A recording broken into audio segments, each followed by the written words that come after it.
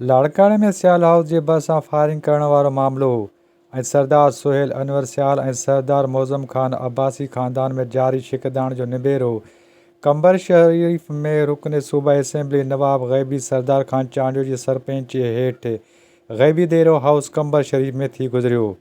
सरदार ख़ान चांडियो तरफ़ां ॿिन्ही धुरियुनि जा दलील ॿुधण खां पोइ सदर ख़ान चांडियो फ़तवा जारी कंदे सरदार मौज़म ख़ान अब्बासी तारिक अनवर सियाल खे भाकुर पारां खीर खंडु कयो वियो, जॾहिं त फ़ैसिले में कंहिं बि धुर मथां ॾंडु ॾोह न रखियो वियो आहे।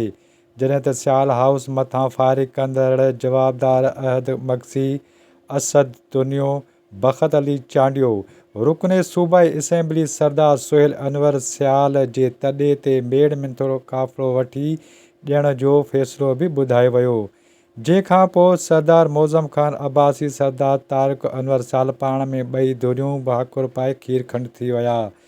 जॾहिं त इन मौक़े ते रफ़ीक अहमद जमाली, सरदार गौश बख्श ख़ान महर, सरदार तेगू ख़ान तेगाणी, निसार अहमद खोड़ो, क़ौमपरस्त अॻवान रियाज़ चांडियो, ॾारियो अलाबख्श ख़ान उनड़ समेत मुख़्तलिफ़ क़बीलनि ऐं बिरादरियुनि जे चङनि मुड़िसनि ऐं ॿिन्ही धुरियुनि जे हिमायतियनि वॾे अंग में शिरकत कई।